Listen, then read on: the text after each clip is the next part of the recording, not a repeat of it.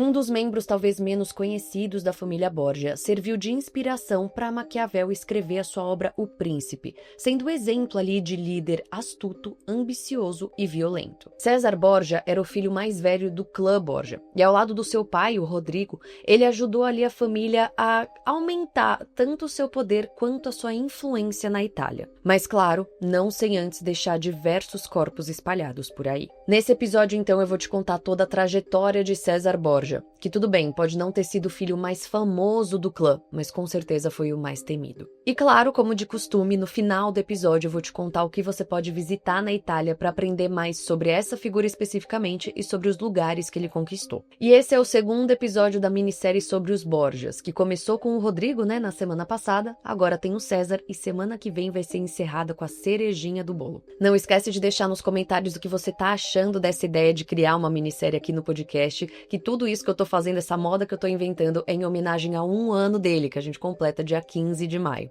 Por último, mas não menos importante, não esquece de seguir a gente no Spotify, se inscrever no canal no YouTube, e se você curte o Passaporte pro Crime, considere apoiar a gente. Na descrição do episódio você encontra várias maneiras de fazer isso.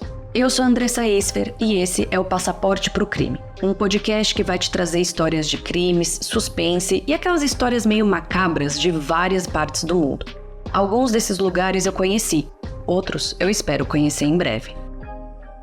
Cesare Borgia, ou César Borgia em português, nasceu em 1475 ou 1476, provavelmente em Roma, na Itália. Ele era filho de Rodrigo Borgia com a sua amante mais famosa, a Vanosa Catanei. E ele era o filho mais velho dos 4 que o pai teve com Vanosa. Primeiro teve o César, depois veio Giovanni, ou João em português, depois a Lucrézia, ou Lucrécia em português, e por último o Geoffrey, ou Godofredo em português. E aqui já fica a minha consideração que a partir desse momento eu vou ficar falando todos os nomes em português, tá? Mas só pra vocês entenderem que os nomes mudam de italiano para o português, tá? Mas bom, para além desses 3 irmãos que o César tinha do pai com a Vanosa, ele também tinha outros 3 meio-irmãos que o seu pai tinha tido ali com uma outra mulher antes dele. Aqui eu preciso te dizer que pouco se fala desses 3 meio-irmãos e para esse episódio eu também não vou me aprofundar muito neles porque não vai agregar tanto no que a gente precisa.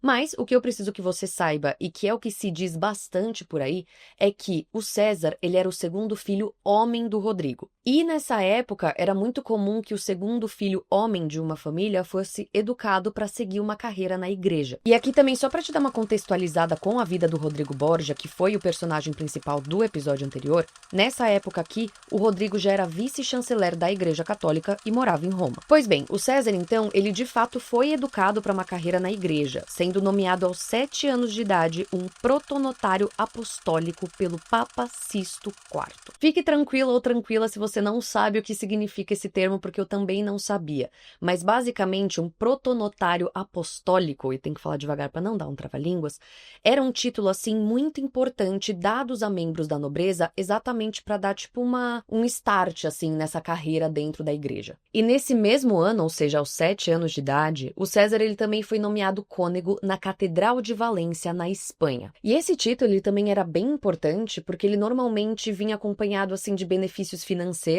e também de uma grande influência ali na administração da igreja local. E ainda nesse âmbito da educação do César, ele também estudou direito na Universidade de Perugia em 1489, depois virou bispo na Diocese de Pamplona em 1491 e se mudou para Pisa nesse mesmo ano, onde ele estudou tanto direito civil quanto canônico. Beleza, você deve estar completamente perdida ou perdido e fique tranquilo porque eu também fiquei perdida enquanto eu estava estudando para fazer esse episódio. Mas o que eu preciso que você guarde aqui é que entre os 7 e 15 anos de César, tudo isso aconteceu. Ou seja, ele foi acumulando uma série de títulos super importantes, assim, dentro da igreja e foi estudando uma penca de coisa também. E durante esse período, assim, de estudos e títulos e tudo mais, o César, ele se destacou como sendo uma figura extremamente inteligente, assim, super talentosa, mas que também curtia uma boa festa e que gastava todo o seu dinheiro, assim, meio que sem pensar 2 vezes. É, né, gente? Filho de peixe, peixinho é. Mas tá. Aí a gente chega em 1492, que foi quando o senhor seu pai, o Rodrigo Borgia, ele finalmente virou ali o Papa Alexandre VI. E ele deu ainda mais cargos e poder para o próprio filho. O César, então, ele vira arcebispo de Valência, que era o cargo que o Alexandre VI, né? Agora vou me referir a ele assim, tá? O Papa. Que o pai dele, o Papa, ele costumava ter. E ele também vira uma série de outras coisas, gente, que aí, sinceramente, nessa parte eu falei, chega, porque ia ser muito nome, ia dar muito nó na sua cabeça. Mas ele, de fato, assim, ganhou muito mais poder e muitos outros títulos assim que seu pai virou papa. Mas só para dar um exemplo aqui, aos 18 anos de idade, o César foi nomeado cardeal diácono, claro, né, pelo seu próprio pai. Mas assim, gente, a gente já é bastante íntimo, já posso trazer isso daqui para vocês.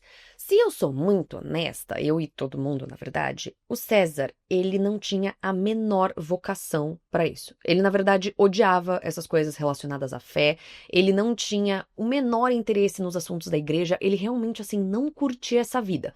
Mas digamos que ele surfou ali na onda do que o seu pai vinha construindo para ele. E eu vou um pouquinho mais além, tá? Quer dizer, ele foi acumulando esses cargos e esses títulos que o pai foi dando para ele e tudo mais, mas de fato exercer o que esses cargos pediam, ele exerceu por pouquíssimo tempo. Isso porque assim, gente, ele curtia mais a parte política do negócio. Então ele não era um religioso assim devoto e tudo mais. Ele curtia mais a politicagem. Mas de qualquer forma, ele foi levando a vida assim, né? Então acumulando cargos, acumulando títulos, acumulando funções, mas não exercendo muito e claramente não estando feliz com essa vida, até que a gente chega em 1497. Nesse fatídico ano, dois acontecimentos muito marcantes na vida dos Borgias acontecem. O primeiro deles é um escândalo envolvendo o nome da família, e o segundo é a morte de um dos filhos de Rodrigo Borgia, ou a.k.a. o Papa Alexandre VI. O escândalo envolvendo o nome dos Borgia, na verdade, acontece por conta da irmã de César, a Lucrécia. A Lucrécia, ela tinha casado com um cara, o seu primeiro marido, e digamos que assim, rolou uma politicagem ali no meio que o casamento da Lucrécia, ele não era mais interessante para os Borgias, porque, claro, nessa época rolavam muitos casamentos por interesse, né, para fortalecer famílias e tudo mais. E aí, digamos que o marido da Lucrécia deixou de ser relevante para os Borgias. Eles, então, tentaram anular o casamento da Lucrécia, só que digamos que o esposo da Lucrécia, ele não gostou nada dessa brincadeira. Até porque, para anular esse casamento, digamos que César e Alexandre, eles divulgaram, assim, alguns boatos, falando que o cara era impotente, o que era uma baita de uma humilhação e tudo mais. E digamos que o marido, então, ou ex-marido, tentativa de ser ex-marido, ex-marido wannabe, ele retaliou. E ele começou a espalhar por aí, começou a alegar que os Borgias, eles cometiam incesto entre si. Então ele alegou que a Lucrécia tinha um relacionamento com o seu irmão César e com o seu pai, o Papa Alexandre VI. E aí, como se não bastasse o nome dos Borgias, e aqui eu fico falando Borgias, mas é Borgia, mas é porque é plural, tá, gente? Mas vocês vão perceber que às vezes eu falo de um jeito, às vezes eu falo do outro. Como se não bastasse esse bafafá todo envolvendo o nome da família Borgia, nesse mesmo ano, o João Borgia, né, o irmão do César, ele morre.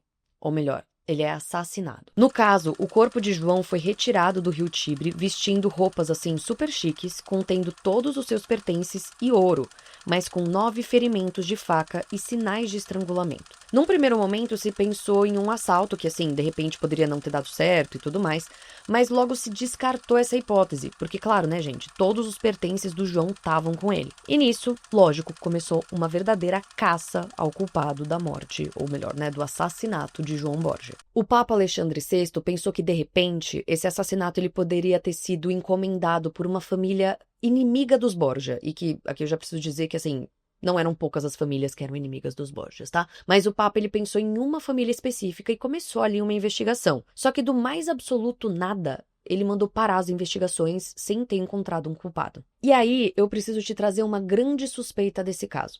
Há quem diga que, na verdade, quem mandou matar João Borgia foi ninguém mais, ninguém menos que o seu próprio irmão, o personagem principal desse episódio, César Borgia. Isso porque, da mesma forma que o César ele tinha sido escolhido para ser o filho que ia seguir a carreira na igreja, o João tinha sido escolhido para ser o filho que seguiria a carreira militar, e o César teria ali uma certa inveja dessa vida do irmão. Com o seu irmão fora de cena, digamos que o César ele poderia assumir esses cargos e finalmente deixar de lado essa vida na igreja que ele tanto odiava. E aí, gente, reza a lenda que o Papa Alexandre VI sabia que foi o César que mandou matar o próprio irmão. Quer dizer, relatos dizem assim com muita força que o Papa ficou extremamente abalado com a morte do filho, então tudo leva a crer que ele não sabia que o César tinha encomendado essa morte, mas que ele ficou sabendo depois que teria sido o César quem estava por trás disso tudo. Então, que ele teria passado ali o famoso pano para o seu filho mais velho, e isso explicaria o porquê que ele teria parado com as investigações assim tão drasticamente. Mas assim, seja como for, se essas versões forem corretas mesmo e verídicas mesmo, eu adoro que hoje eu estou chique também, o fato é que o César, eventualmente, ele assumiu sim todos os cargos do seu irmão, mas não foi tão rápido quanto ele pensou que seria. Isso porque, claro, né, como eu comentei, ele estava metido assim, o César, né, até o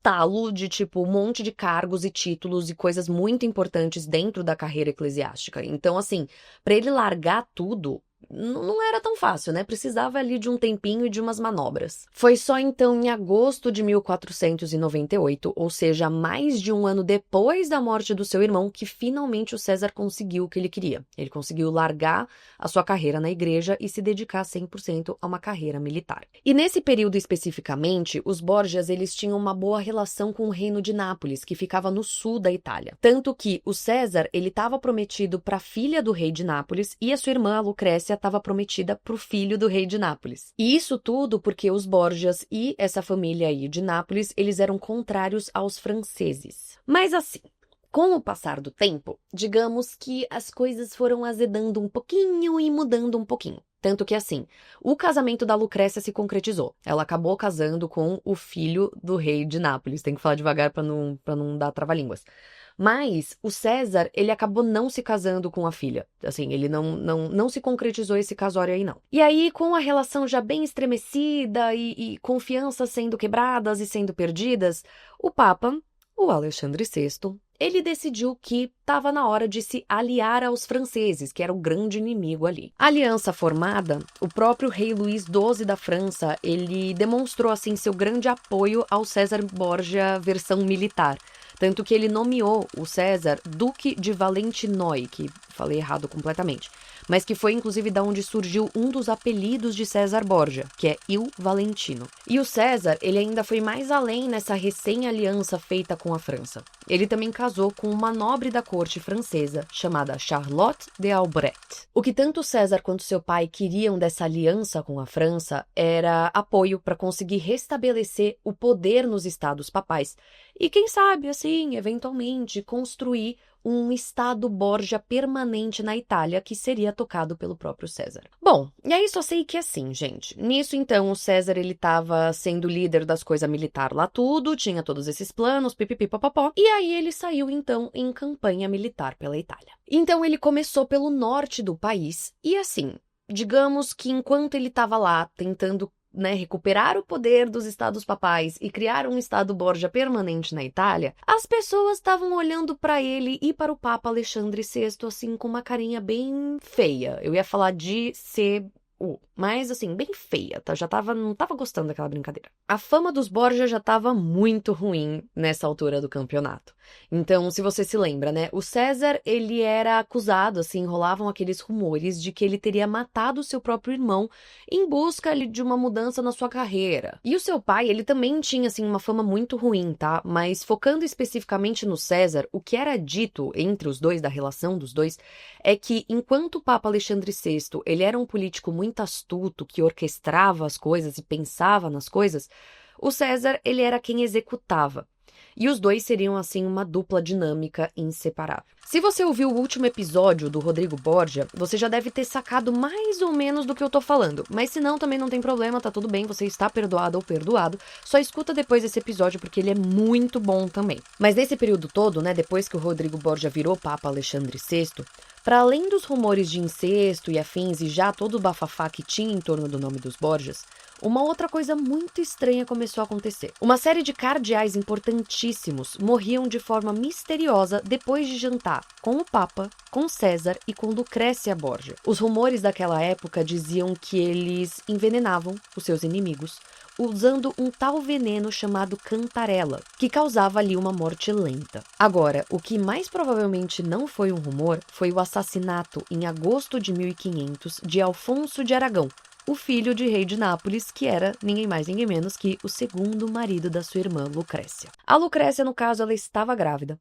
E o César, como um excelente samaritano, ele mandou uma carta ali para sua irmã falando: irmã, venha para Roma, fique aqui no Vaticano, né? Tenha um filho aqui, vamos cuidar de vocês. E a irmã falou: beleza, estamos indo, eu, minha barriga né, com a criança e o meu marido. E aí eles chegaram lá, o filho nasceu e tal, beleza, tudo bem, tudo certo. Até que um dia, belo dia, o Alfonso, ele tava caminhando pelas escadarias do Vaticano, ele tava ali vivendo, fazendo o que quer que ele fazia. E ele foi cercado por um grupo de homens armados com facas. Esse grupo de homens apunhalou o Alfonso diversas vezes e simplesmente fugiu. O Alfonso, no caso, ele até conseguiu se recuperar desse golpe. Ele foi levado, né, para os aposentos dentro do Vaticano, ele foi cuidado ali e tal. E ele estava se recuperando, ele ainda estava bem debilitado, mas se recuperando. Até que uma coisa muito estranha aconteceu. Digamos que um criado, que era primo dos Borgia, e que era, assim, de muita confiança do Papa e de César, ele entrou nos aposentos do Alfonso e enforcou o Alfonso, matando de fato, assim, o Alfonso. Acabou, fim. Então, vamos supor que sim, vamos supor que César teria mandado matar o seu cunhado.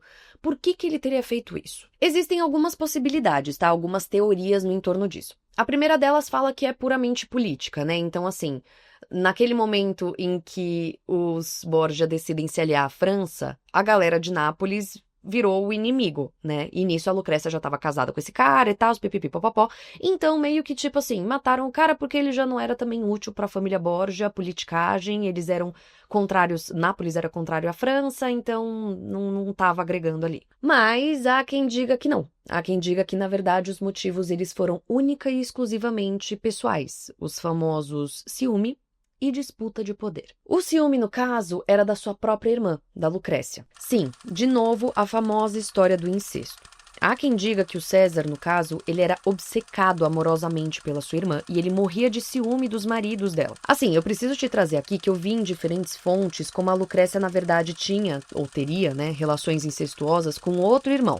Mas, né, vamos deixar isso para um outro episódio. E uma outra teoria traz essa questão da disputa de poder, falando que o César, ele estava vendo como o seu cunhado, ele estava ganhando cada vez mais espaço, influência e poder dentro dos Borgia, e aí ele decidiu cortar as asinhas do cunhado. Na verdade, não só cortar as asinhas, né? Decidiu matar o cunhado, eliminar o cunhado para parar de causar na vida dele. Tá, de novo, mais uma vez, é aquela famosa história. Seja como for, cunhado estava morto. E mais uma vez, assim, o nome de César Borgia começou a circular por aí como um cara assassino, perigoso, uma pessoa a ser temida. Mas o que também era fato é que o César, ele seguiu atuando ali na sua campanha militar pela Itália, conquistando uma penca de cidades, como Imola, Senigallia, Forlì, Pesaro e Urbino. E ao longo desse período, dessas campanhas militares do César, um monte de coisa super, hiper, mega interessante aconteceu. A primeira delas foi que ele conheceu Maquiavel, meu povo. Sim, Nicolau Maquiavel, o filósofo, diplomata, teórico e mais 1 milhão de coisas no currículo, porque o currículo desse cara também é gigantesco. E não só eles se conheceram, gente, mas Maquiavel acompanhou o César por um tempo e citou o César aqui e ali, né, na sua obra O Príncipe, falando que César era nada mais, nada menos do que o príncipe ou o líder ideal. Basicamente, o que o Maquiavel dizia é que o César, ele devia ser usado como exemplo de um governante forte e astuto. Isso porque o César, ele saberia muito bem como usar a política, a guerra e a traição como formas ali de consolidar o seu domínio. E aí, claro, né, não à toa, é por isso que César Borgia também é conhecido por muitos como o príncipe maquiavélico. E se vocês acham que acabou, gente, ainda não.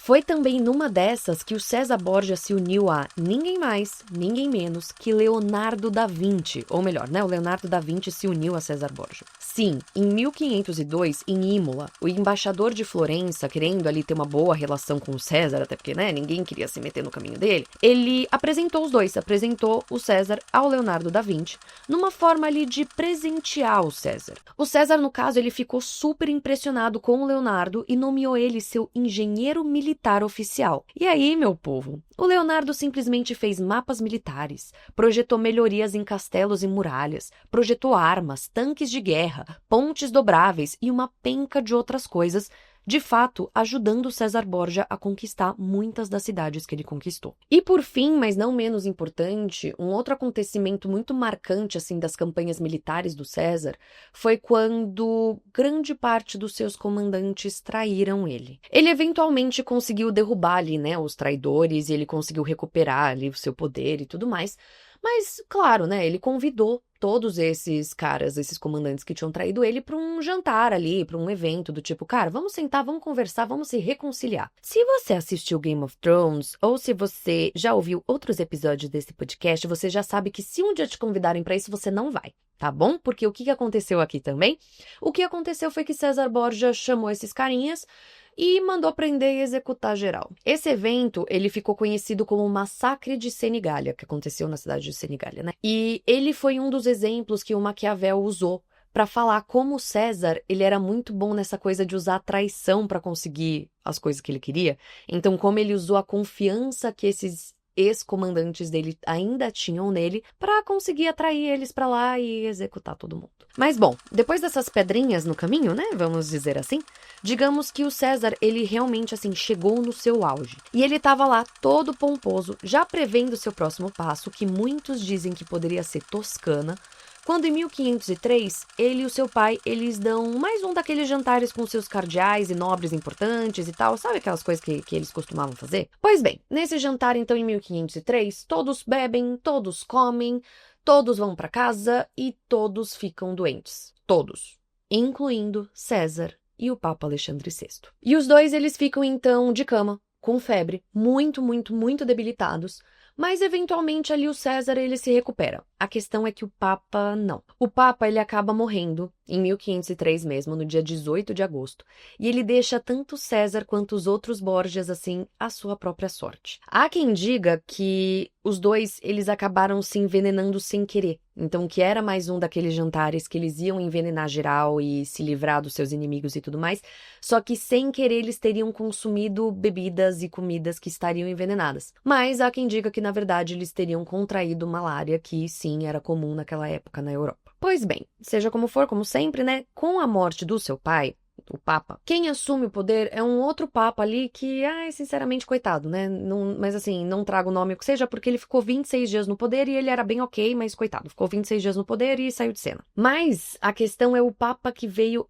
em seguida dele. O tal Papa Júlio II, que era um grandíssimo inimigo dos Borgia. Esse Papa, digamos que ele estava assim decidido a fazer a vida dos Borgia um verdadeiro inferno. Então ele basicamente moveu mundos e fundos para tirar todo o poder das mãos de César Borgia.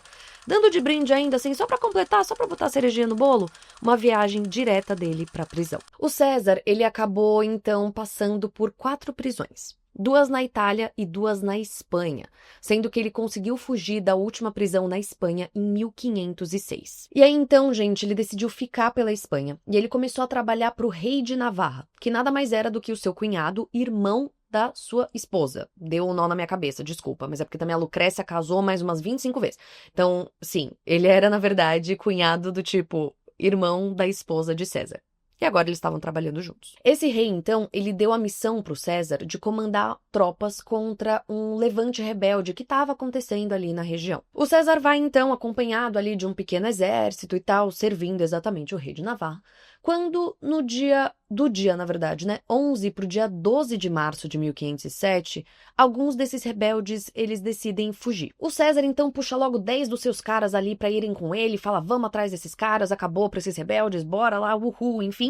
Mesmo assim, todo mundo, repito, todo mundo, todos os carinha ali que estavam acompanhando ele, olhando pra cara dele falando, amigo, eu acho que não é uma boa ideia. Eu, se fosse você, eu não iria. E ele tipo, não, bora lá, foram. A questão é que enquanto César e esse grupo pequeno, né, de soldados, vamos dizer assim, estavam perseguindo esse grupo de rebeldes, um grupo maior de rebeldes cercou ali todo mundo. Sim, gente, era uma armadilha e o César caiu assim que nem patinho. Ele tentou fugir num primeiro momento, primeiro a cavalo, depois a pé, mas ele não conseguiu e ele acabou literalmente assim lutando até a sua morte. Segundo relatos, o César ele teria recebido assim inúmeros golpes de espadas e lanças, tanto no rosto, quanto no peito, quanto nas pernas. E mais além disso, os relatos ainda dizem que o seu cadáver ele foi saqueado e deixado nu ali no meio do nada, como uma forma, assim, realmente de uma humilhação mesmo. O seu corpo, então, ele foi enterrado na igreja de Santa Maria, na cidade de Viana, na Espanha. Mas, antes de eu te dar a dica de você ir visitar a igreja de Santa Maria, que eu sei que você já estava pensando nisso, pensando, essa é uma dica que a Andressa vai dar.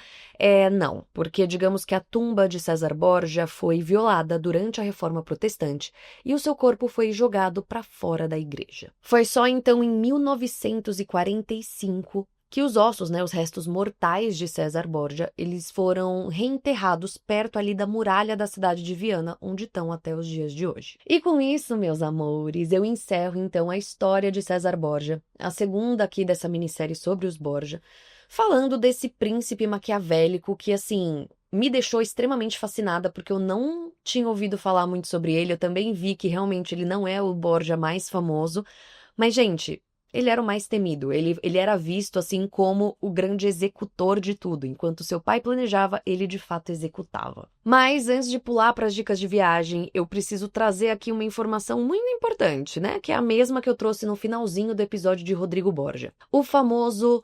ou essa é uma versão das Kitty Contam, sei lá, eu preciso relembrar como que eu falava essa frase, porque ela virou muito icônica pra mim, mas aí eu parei de falar ela e eu esqueci. Mas sim, gente, há quem diga que, na verdade, o César nunca foi tudo isso que falam que ele é até os dias de hoje.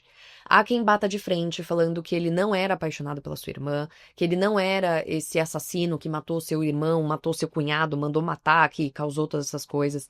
Há quem diga que eles não envenenavam, ele e o seu pai, e a sua irmã, eles não envenenavam as pessoas nos jantares, que realmente, assim, os seus inimigos, eles morriam de forma misteriosa, mas eles não tinham nada a ver com isso. Enfim, existem mil teorias e mil questões e mil questionamentos que se faz com relação à história dos Borgias, e a história do César não é diferente. Então, sim, eu preciso complementar aqui que, inclusive, muitos historiadores alegam que não há provas concretas de tudo isso do incesto, tudo isso dos assassinatos e tudo mais.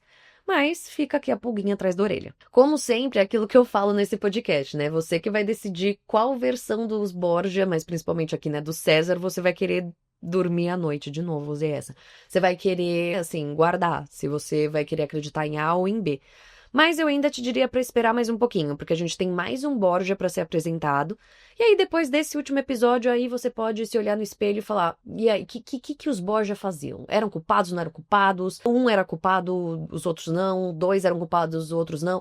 Enfim, aí vocês vão poder realmente tirar conclusões, assim, mais concretas. Beleza, dado esse recado, então vamos falar sobre dicas de viagem. Primeiro de tudo, eu só queria dizer que as dicas que eu dei no episódio do Rodrigo, elas também se aplicam pro César, tá? Porque elas acabam falando, assim, num geral sobre os Borgia. Então, uma coisa ou outra ali, se você for visitar, você vai aprender mais sobre os Borgia como um todo, incluindo o César. Mas, para esse episódio aqui, claro que eu quero focar especificamente no César e temos coisas, confia em mim, mas antes eu só queria deixar minha reclamação pública, tá? Porque assim, eu fiquei encantada com a ideia de trazer pra vocês alguma coisa que pudesse explorar essa relação entre César e Maquiavel, ou entre César e Leonardo da Vinci, ou exposições e coisas que falassem especificamente sobre César Borgia, sabe? Eu tava assim, tipo, louca pra encontrar tudo isso e trazer tudo isso pra vocês. E eu não encontrei. Assim, eu ainda achei coisas muito legais e vocês vão entender, já vamos entrar nelas. Mas eu só queria deixar aqui minha reclamação pública de que precisamos ter um museu pra cada Borgia espalhado pela Itália pra eu poder trazer pra esse podcast, entendeu? Tipo, a Itália não está colaborando com o meu podcast. Pois bem, então, pra esse episódio em questão,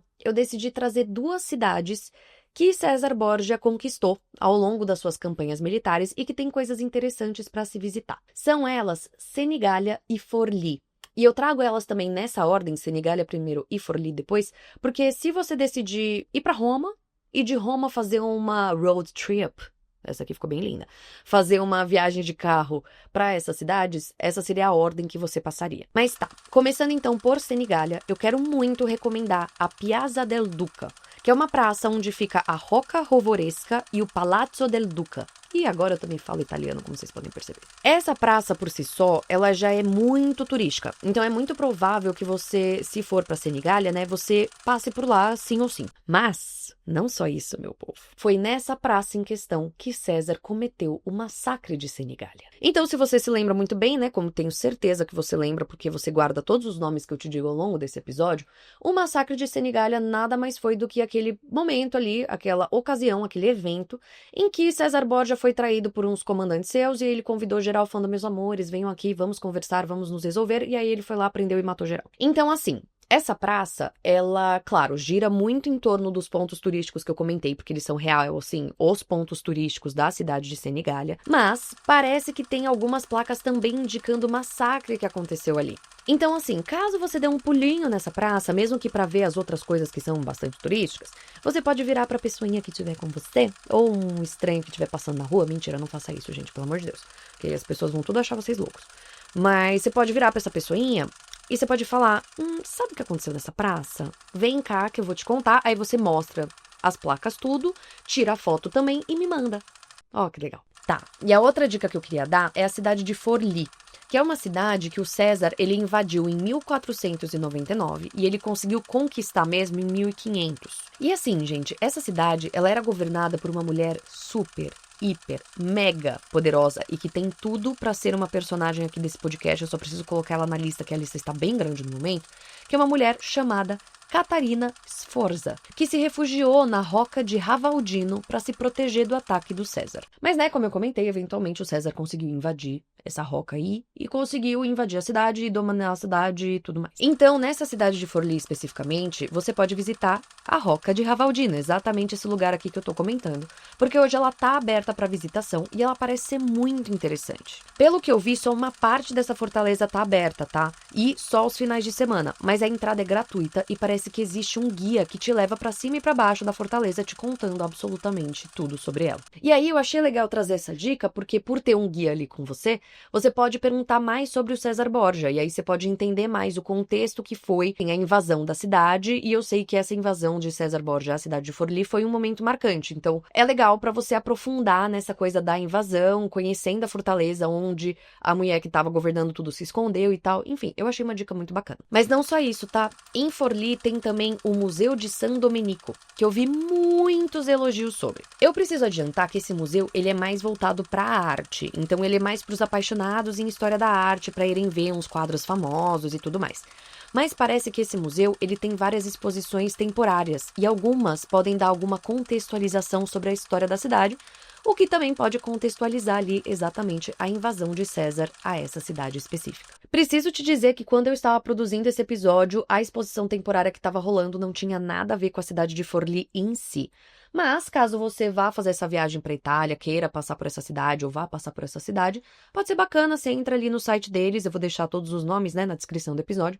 Então você pode entrar no site deles e entender qual que é a exposição que tá rolando no momento, ver se te agrada e ir lá dar um pulinho. E com isso, meus amores, eu encerro o episódio de hoje, o segundo da minissérie dos Borgia.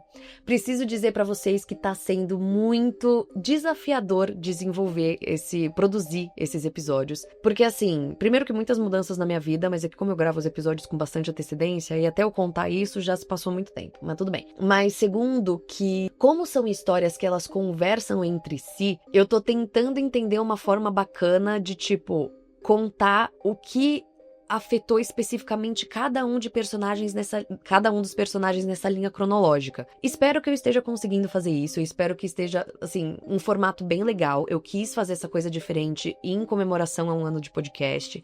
Então deixa nos comentários se vocês estão gostando, se vocês acham que tá bacana.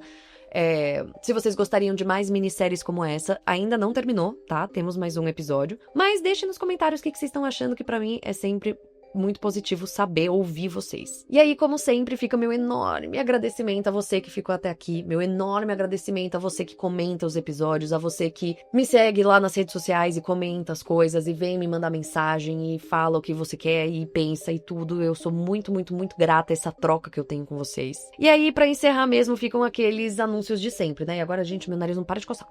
Mas ficam os meus anúncios de sempre. Então, saibam que sim, o Passaporte pro Crime tem versão em vídeo no Spotify e no YouTube, e estou reforçando isso porque recentemente uma pessoa veio falar pra mim, nossa, Spotify tem vídeo? Sim, gente, Spotify tem vídeo agora, já faz um tempinho e eu não sei quando eu tô gravando isso, vai fazer mais tempo ainda. Mas tá tudo bem, vocês não são obrigados a saber, eu que sou porque eu crio o podcast. Mas... sim, Spotify tem vídeo. E aí eu tento trazer nos vídeos não só a minha carinha boba, mas também imagens, pinturas, gravuras, textos, fotos, tudo que eu puder trazer pra ajudar a ilustrar tudo que eu tô contando. Então, se você curte essa coisa mais visual, recomendo que você veja pelo Spotify ou pelo YouTube. Mas, além disso, claro, né, aqueles pedidos de sempre, se você curte o Passaporte pro Crime, considere apoiar a gente. O Passaporte pro Crime, sim, formado única e exclusivamente pela minha pessoa e pelo meu editor, e a gente rala muito pra trazer o melhor conteúdo pra vocês.